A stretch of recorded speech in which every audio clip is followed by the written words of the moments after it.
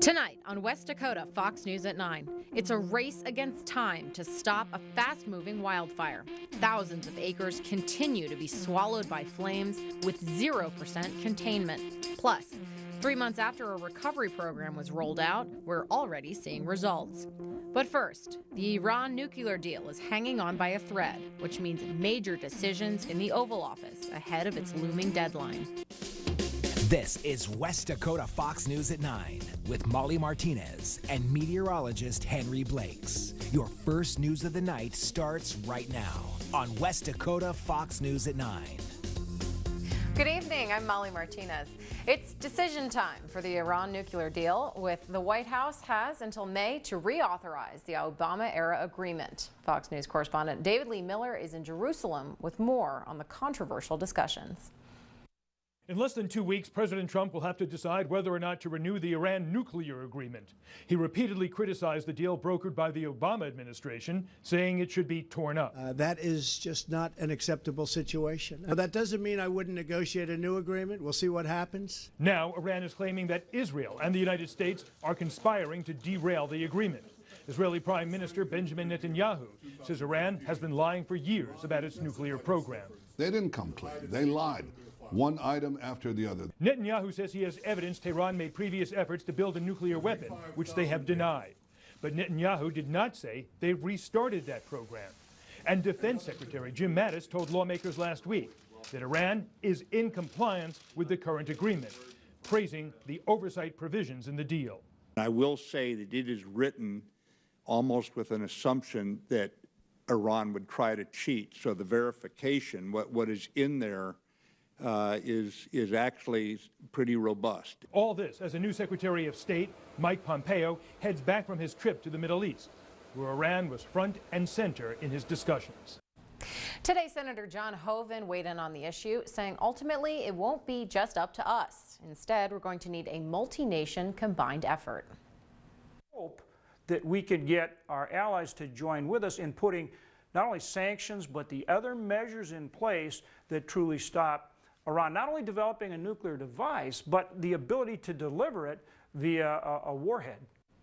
Our other top story tonight, 3 months after the state rolled out the Free Through Recovery program, we're already seeing a positive effect. The program aims to cut down the number of former inmates who commit new crimes by offering treatment instead of judgment. Andrew Horn shows us a look at the numbers. When a person gets released from prison, Caitlin Dwyer's job is to keep them out. They're not going to fall through the cracks anymore. They're not going to, not have anywhere to go and then all of a sudden just fall back on either using or criminal behavior. She's one of many care coordinators in the state's Free Through Recovery program. She helps people that come to her find employment, transportation, housing, treatment, and food. Despite the help, Dwyer says oftentimes people are fighting an unseen foe. There's a stigma in the community, and that's working with the community, trying to change the stigma that is associated with, people with felonies. Despite that uphill battle, Dr. Lisa Peterson says the numbers so far are impressive. So far, we have established that 78% of the participants have met 3 out of 4 positive outcomes, and those are having supportive housing, having employment or education, and establishing recovery, and then not having criminal justice involvement. She attributes that to the reimbursement plan for providers, which is outcome-based. Providers receive a base payment for each participant, but then for each participant who meets 3 out of the 4 outcomes, they receive 20% over the baseline. And she hopes that incentive will draw more providers to the program. For West Dakota Fox, I'm Andrew Horn. There's room for 670 people in the program. Dwyer and Dr. Peterson expect that number to grow as more providers come forward. Let's kick it now over to meteorologist Henry Blakes for a look at the beautiful week ahead of us. Yeah, most definitely. Thanks, Henry. A Bismarck man will spend the next 25 years behind bars for setting fires at the state parole and probation offices last fall. 41-year-old Greg Lingang recently pleaded guilty to arson and theft. Police estimate those fires did $57,000 worth of damage to the City Park building. A California man was just sentenced to more than 6 years in prison stemming from sex trafficking and drug charges here in North Dakota. Prosecutors say 35-year-old Monte Knight sold drugs and brought a woman here to be a sex worker. The woman told police Knight assaulted her and threatened her. They also seized $4,000. An update to an earlier story. Police say they have found 54-year-old Ward Wege, who has been missing since Sunday, and that he is safe. The Public Service Commission has approved the installation of a natural gas pipeline that runs between McKenzie and Williams County. The One OK Rockies Midstream plans to spend nearly $2 million on the project. It will move up to 50,000 barrels of natural gas liquid a day. Lincoln residents are being asked to limit their water use for another month. This as the town works to repair one of their water towers. Lincoln Mayor Gerald Wise says repair work will start on Monday. Once it's fixed, the tower has to be drained and then the tank has to be sanitized. Wise says he hopes to have it back up and running by June 1st. Until then, residents are asked to limit their outdoor water usage. Wise says he's unsure what the total cost will be, but says it will be much cheaper than changing the roof entirely. In the U.S., the rates of home ownerships are on the decline. In fact, they're the lowest they've been since 1967. But here in North Dakota, it's a different story. Amy Hewlett with the Board of Realtors says over the last year, North Dakota has seen a surge of listed houses. That gives residents wider variety while house hunting. I do think that economically, you're seeing an uptick in first-time home buyers and in all price ranges because we now are a little bit more economically stable.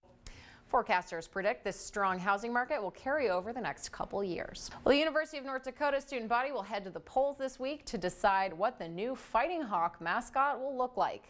In April, Rickabaugh Graphics was tasked by the UND mascot committee to provide 3 designs. Each design is very similar, but there are some small differences you might be able to spot. The winner will be announced Thursday, May 3rd.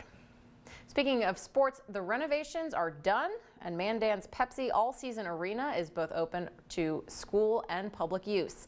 Megan Hoffman is here to tell us about the remodel and how the facility has been rebuilt to serve the community. The $1.2 million project is a partnership between the Mandan School District and the Park District. While the building is owned by the Park District, it sits on the high school's campus, making for a perfect spot for the multi-purpose arena. New floors, fresh paint, and new equipment, all part of the newly remodeled Pepsi All Seasons Arena in Mandan. Carla Fleck, who has 2 kids, is excited to see the space her children could soon be playing and practicing in. It's amazing how it turned out, and I'm really excited to see it used, and hopefully the rest of the community will come out and take a look and enjoy it just as much as I hope I do. The schools will be using it most of the day for sports practices and physical education classes. Then the Park District will host programs and rent out the space at night.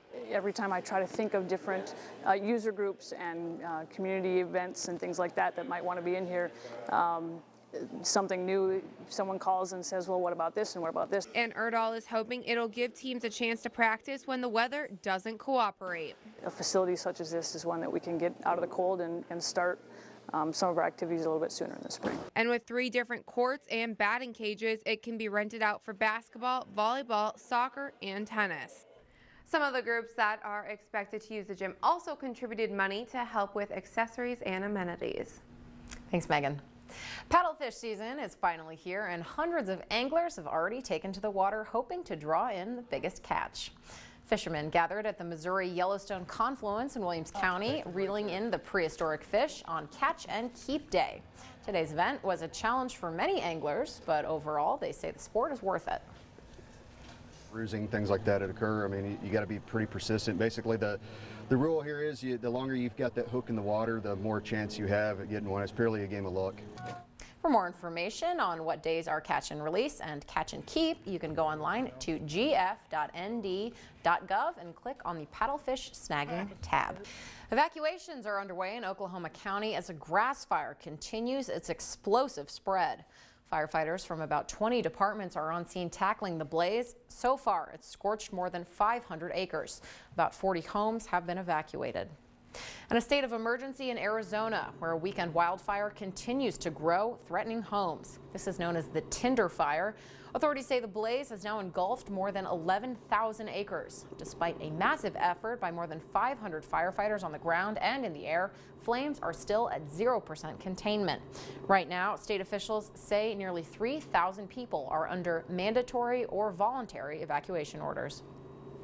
Well, following a massive refinery explosion last week, residents in Superior, Wisconsin are now concerned about their air quality. The EPA says they have not found elevated levels of toxins in the air, but are continuing to monitor the scene. And a high-rise in São Paulo, Brazil, collapses early this morning after a fire tears through the building. The building contains more than 20 stories. Officials say it was primarily used by squatters. At least one person was reportedly killed and another injured. The blaze spread to a nearby building, which was not in danger of collapsing. Well, father of the Parkland shooting victim, Meadow Pollock, is suing the school resource officer for wrongful death, accusing the armed deputy of failing to confront the school shooter. Meadow Pollock was killed along with 16 others at the Marjorie Stoneman Douglas High School in February when a former student, Nicholas Cruz, opened fire. That officer resigned after the shooting. In business news, it seems Gibson guitars are no longer striking a chord. Gibson Guitars and Baldwin Pianos announcing they've filed for Chapter 11 bankruptcy. However, Gibson says they plan to continue designing, building, and selling musical instruments and equipment. Its guitars are made in the U.S. factories, with Nashville, Memphis, Tennessee, and Bozeman, Montana on the map. A new report finds that synthetic opioids like fentanyl have surpassed prescription drugs as the most common overdoses in the U.S. The Journal of American Medical Association looked at death certificates that specified the type of drug involved in overdose deaths between 2010 and 2016. In 2016, synthetic opioids were responsible for nearly 20,000 deaths, compared to only 3,000 in 2010. Also in health news, a weed killer linked to cancer is being found in almost every common food. The FDA has reportedly found herbicide called glyphosate in honey, granola, and oatmeal. Even low levels of the pesticide can be dangerous. Farmers use the product to kill weeds without ruining their crops. Speaking of pesticides, the European Union is banning any that may pose a direct threat to bee populations. 28 members of the EU agreed to ban the neonicotinoid pesticide, which directly harms bees. The ban is set to go into effect by the end of the year. Speaking of pollen, Henry, this weekend we might be getting a nose full of it, but I think it's worth it. Yeah, it's worth it. Things are slowly getting green, especially with the rain that we've had. But welcome back. Explorer programs can get kids thinking about their futures while they're still at the narrow end of the wedge. This weekend, the Minot Police Department and the Ward County Sheriff's Department pitched in to get students looking ahead. Reporter Marley Hurley shows us a look.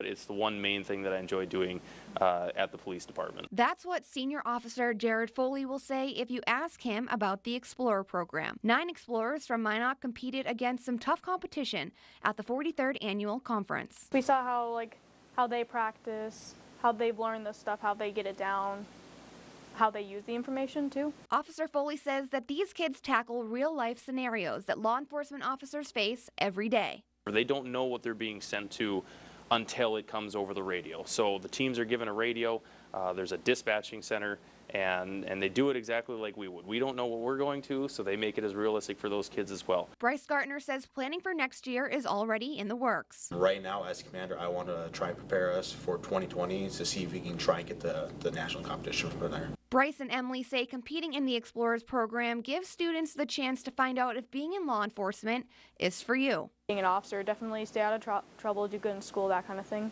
Might be a little simple, but get prepared to be around a lot of cops. Preparing future generations for life in the real world and possibly a career serving their communities. In Minot for West Dakota Fox, News at 9, I'm Molly Hurley. The team headed back with a third-place title in the dark web section of the conference. 2 of the boys also took 4th and 5th place in the airsoft competition, beating out 500 other competitors. Some stunning video out of Hawaii tonight. Take a look at this. This is time-lapse video taken from April 25th to the 26th, showing the Halemauma lava lake creating intermittent overflows onto the crater floor. Well, Henry, not lava levels, but we're going to get a warm-up this weekend. Yeah, we'll be getting that warm-up starting tomorrow, but we'll really feel the effects by Thursday. But we'll be waking up to temperatures in near 40 degrees for your Wednesday morning. Few showers possible across the Williston area to start out, and then pushing east as another cold front pushes through. Wind starting out the southwest, but once the cold front pushes through, that southwest wind will become northwesterly behind the cold front. Gusty at times anywhere between 10 to 20 miles per hour. Some gusts 25 to 30 may be possible. Otherwise, tomorrow we will be in the mid to upper 60s. And then there's those 70s coming back by Thursday.